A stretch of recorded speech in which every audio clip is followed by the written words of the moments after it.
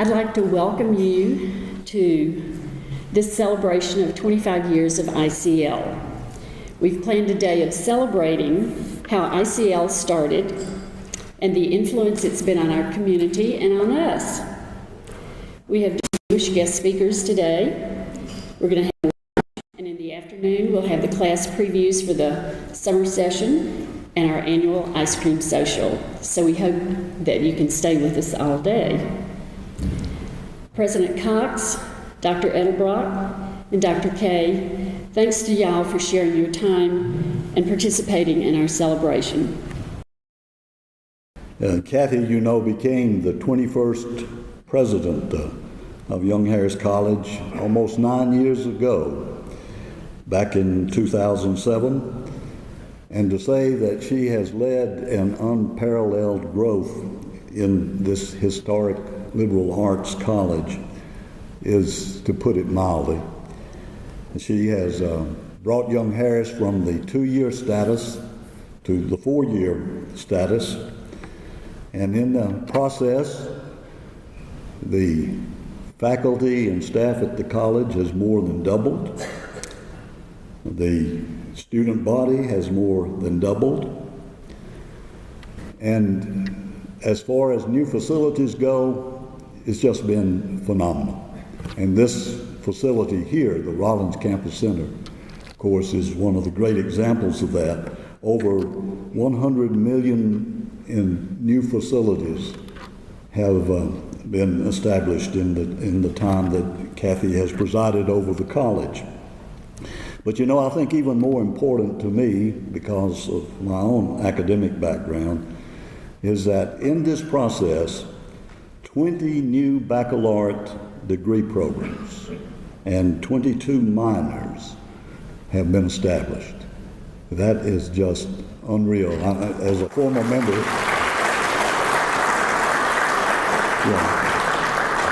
as a former member of the faculty, I can really appreciate that.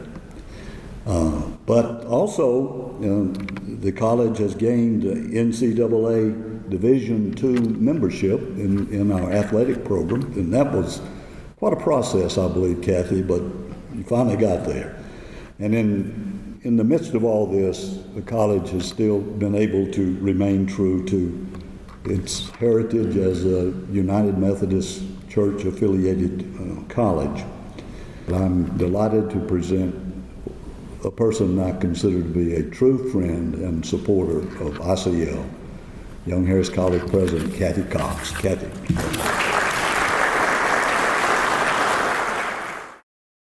Good morning and welcome to all of you to our campus, and congratulations to each and every participant of ICL on this wonderful 25th anniversary of the Institute of Continuing Learning. John, I guess, had it right. I do think there was some providence maybe in my loss of that election. I often say, in all seriousness, that the Lord rescued me from politics and sent me on to heaven here in the mountains, because it has been 9 of the most rewarding years of my life working with students and faculty and staff and groups like ICL on this campus to educate folks who really want to learn. And nothing better illustrates that, really, than the ICL program. But ICL and the college share such a wonderful partnership and past, both having been devoted to the enterprise of teaching and learning, drawing on each other's strengths and support to further their respective missions about education. The allure of the mountains has certainly attracted a very healthy population of retired men and women into our community for the better part of the last 25 to 30 years, and those folks have clearly been the driving force behind the founding of ICL. I think it might have been similar to that quote from Groucho Marx when he said, "I find television to be very educating. Every time someone turns on the set, I go into the other room and read a book."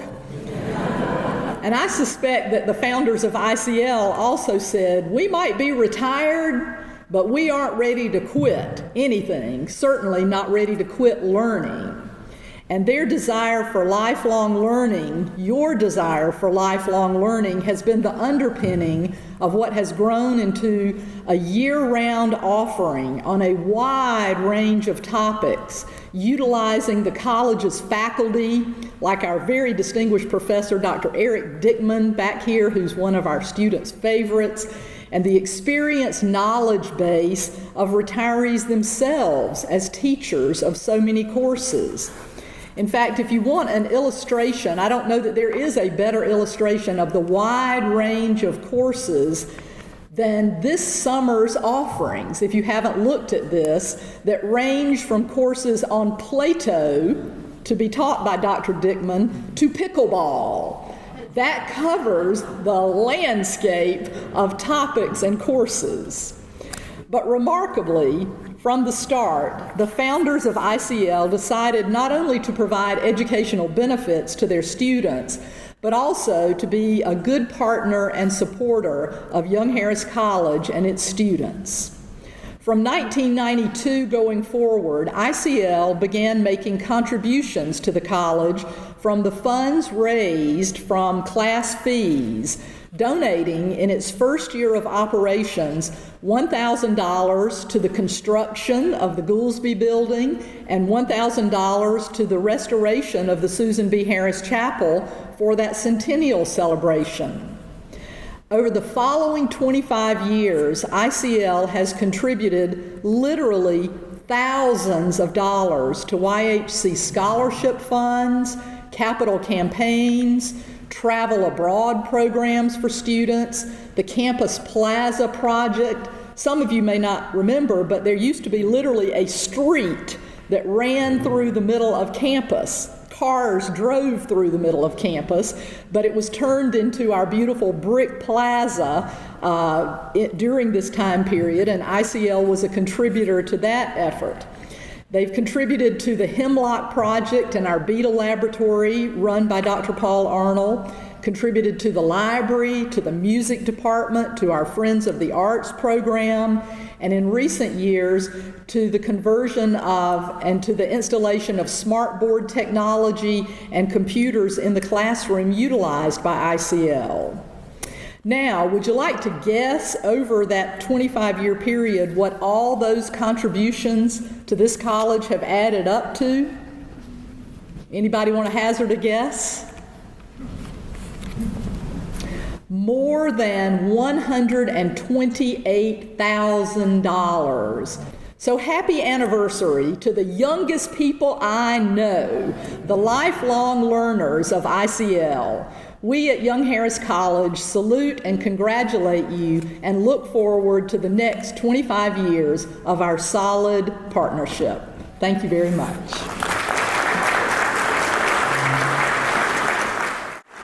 I wanted to take this opportunity to honor the memory of one of my great teachers and one of ICL's greatest supporters, and that is Dr. Betty Sellers. So as I was reading her poetry over the last few days, I found one on the theme of learning and how we get bit by that which gives us our passion. And I'm going to read from Spring Onions and Cornbread. The title, The Day Dick and Jane Bit the Dust. I must have been 10, the spring a traveling troupe came to tread the creaking boards at Orr's Elementary. The Merchant of Venice it was, and the country girl soared off, brief in hand, into a grease paint world. No more a cowboy aiming stick rifles at the wily Sioux in the plum thicket behind the school. I glided down dirt paths to Belmont and beyond, pleading my case with maidenly conviction, or walking as became a queen on the arm of my Lord Bassanio.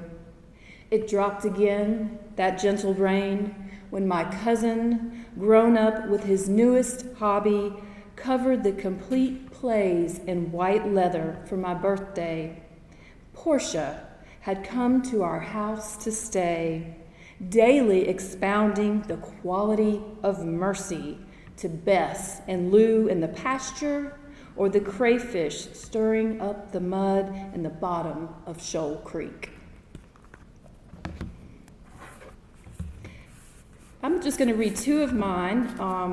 This first one is one of my favorites because even when you're doing creative writing, you must do research, right? Because somebody out there, smart, lifelong learners like you, will notice something that's inaccurate. So how many of you know where aspirin comes from? Julia, you don't count because you're my friend. Where does... Yes, aspirin comes from the willow tree, either the bark or the leaves. And when I first heard that, I didn't know if that was an urban legend or not, so I had to look it up. I looked it up. It was true. So then the right side of my brain said, well, why would someone eat the bark of a tree? And that's where this poem came from. On the discovery of aspirin, could it have been a 3-day headache? The kind with the relentless throb and slam of the sledgehammer, the sick roll of the eyes, the ache in the base of the neck that drove someone into the woods shrieking in 2 parts pain, 1 part delirium, just mad enough to rip off slender leaves and shove them into his mouth, the bitter taste bringing relief not long after? Or was it the midwife, helpless against the feverish flesh and moan of the laboring woman, who ran into the dusk, tearing bark from a tree while reciting a prayer in some unknown language, later helping the baby make its way into the world as the mother's skin cooled and she wept softly like a willow bending in the breeze.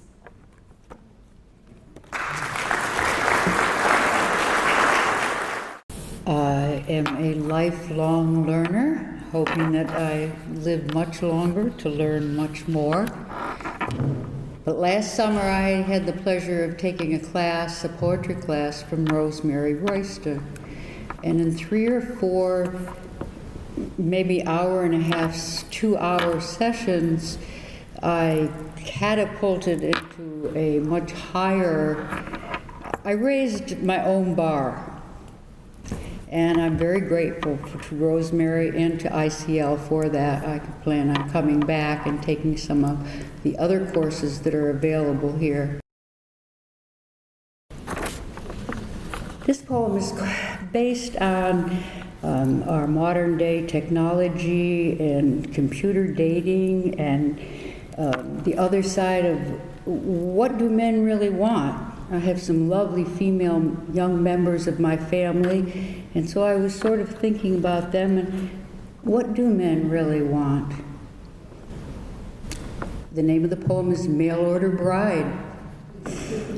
She wanted to be a mail order bride, the centerfold of the Sears and Roebuck catalog, with a short history of her height, weight, education, cooking skills, dental records, and most importantly, an attitude evaluation.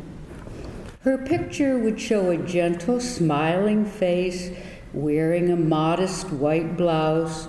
No cleavage would be visible, leaving the viewer to ponder if perhaps there was no cleavage. Some little mystery might be in order.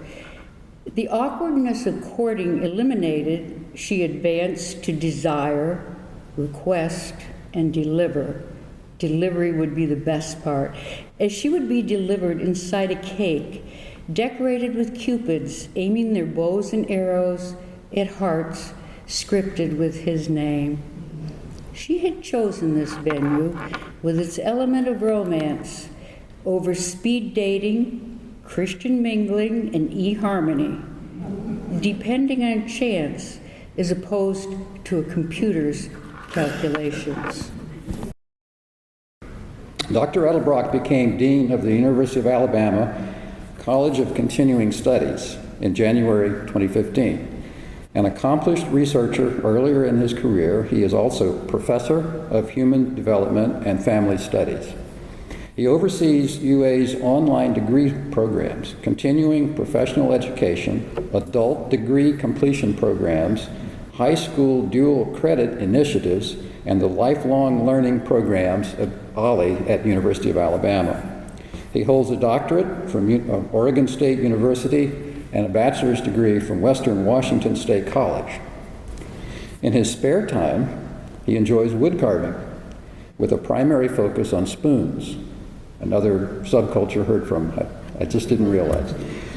He is a member of the American Craft Council, and he currently serves on the board of the Collectors of Wood Art. He is currently working with a group of fellow woodworkers to wrap up a biography of American woodworker Emil Milan. Dr. Craig Edelbrock.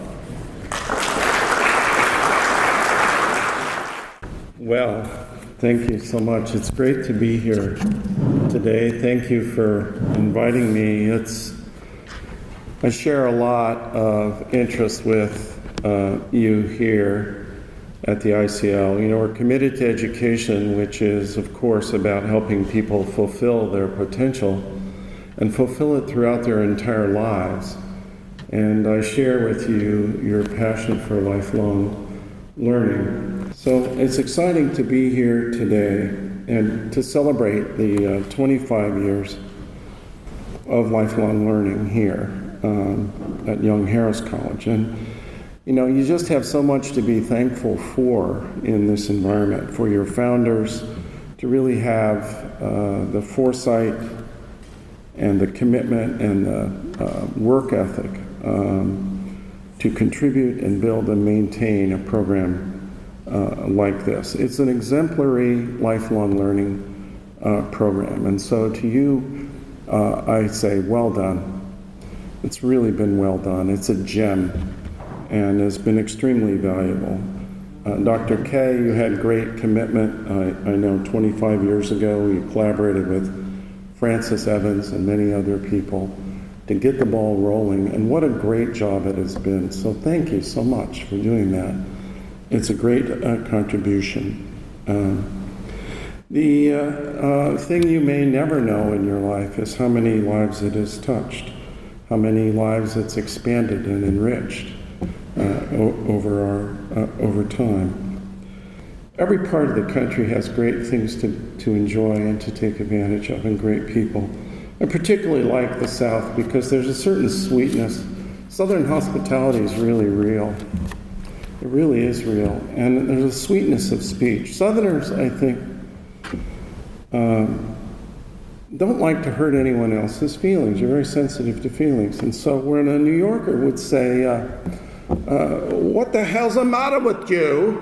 In the South, you would say what? You all know what you would say. You would say, bless your heart. I mean, that's so sweet, you know? Not, what's the matter with you? No, bless your heart. And first of all, you go, well, thank you, I guess. You know, I'm learning very fast as I can that bless your heart means different things. Sometimes it actually means bless your heart. But often it means what they don't say is bless you heart, you stupid fool. Bless your heart, you dumb bunny.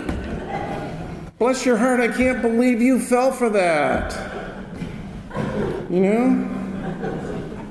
So it's what you leave out that's really interesting in the South, because you don't want to hurt anybody's feelings. And bless your heart is one of those things that I'm starting to pick up on. I'm starting to realize when it means bless your heart, when it means sympathy, or you pathetic fool, or my favorite use of bless your heart is when the person means I sympathize with you because I realize I could be in your shoes. We all make mistakes. You fell for something, you made a mistake, you made a bad decision.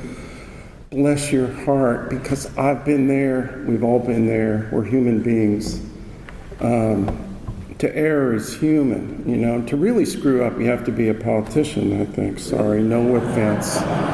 Bless your heart. I'm so glad you got out of politics.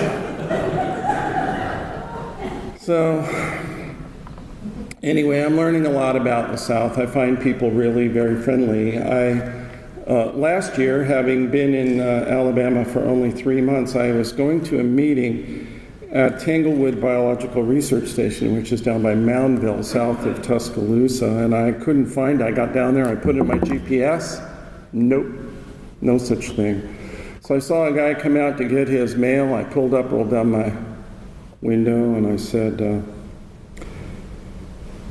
"Can you tell me how to get to Tanglewood Biological Research Station?" And he said, "Go to Hale."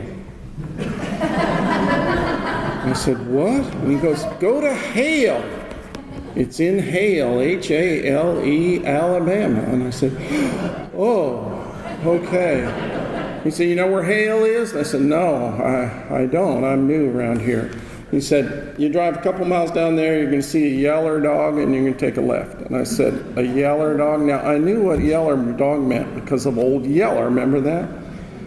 I said, "There's going to be a yeller dog there?" He goes, "Yep, the yeller dog stays in his own yard. You take a left and go up the..." And I said, "Are you sure?" And he goes, "Yep, the yeller dog stays in his own yard. The black dog runs around too much. He's no good for directions." I said, "Okay."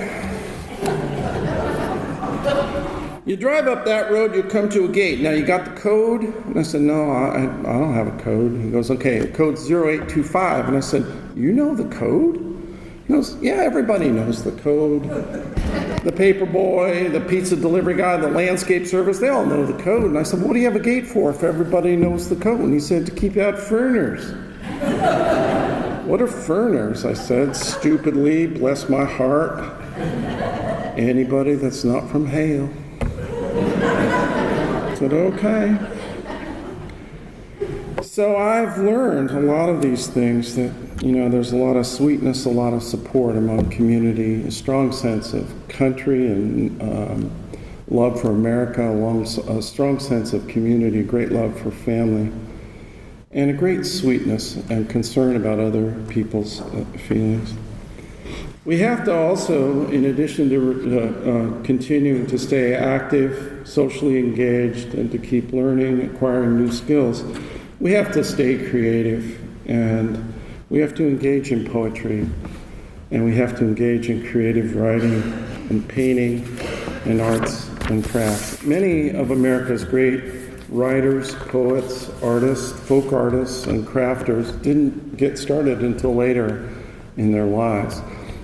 They call them late bloomers. Really, they're not really late bloomers. They're people that always probably had that creativity in them. They finally had the time to express it and develop those skills over time. This will be a great legacy for you to leave, that you volunteered, donated, taught, and gave to keep this great thing that Dr. K and others got started 25 years ago. Don't take it for granted. Step up and contribute. You'll do a lot for others, and in the end, that means you're going to do a lot for you, and how satisfied you will be at the end of your life. I'm so glad that in my life I did that. Thank you so much for having me here today.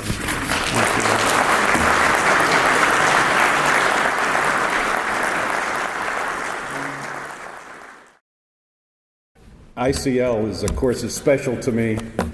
18 years I spent, so it's sure great seeing all you people, and I really appreciate this opportunity. I've been looking forward to this opportunity for years. Actually, I was envisioning a different environment, like a roast or something like that, but this celebration, quite honestly, might be my only opportunity to formally introduce you to my good friend, John Kay. John, of course, as you all know, deserves most of the credit for ICL and its longevity. The fact that he was such a well-respected member of the faculty here went a long way in convincing the president at that time, Ray Farley, and all his successors that this was a good thing for the college. Let me turn the podium over to this very special person, probably the finest person I have ever known, my good friend, John Kay. It should be noted and not forgotten that ICL is an altogether volunteer organization. While the course leaders are given small honoraria for their services, all of the other leaders and participants at any level are donating their time and their talent. And like similar organizations, of course, the bulk of the work falls to a select number, but at least in ICL, we can boast that there's always been a core pool from which we have been able to draw. Well, may our story always inspire. For without a doubt, the establishment of ICL was truly an idea whose time had come. Thank you, and long live ICL.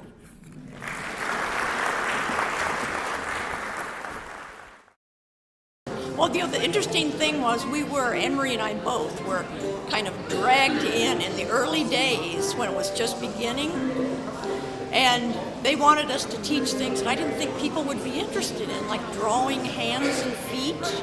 But that first class I offered was loaded with people who had never drawn before. It didn't scare them off, So it was like, I was hooked, once you get in there with a whole lot of people that want to be there, want to learn, and it's just great. And I've had a following ever since. I've been with the organization probably 20 years. Took a lot of classes, a lot of history. Jim, Ben Kennedy, John Kay, who else? I don't remember who all. And it's been very rewarding, very, very good times. Hope to see ICL around for another 25 years. Who knows, I might make it too. Thank you much.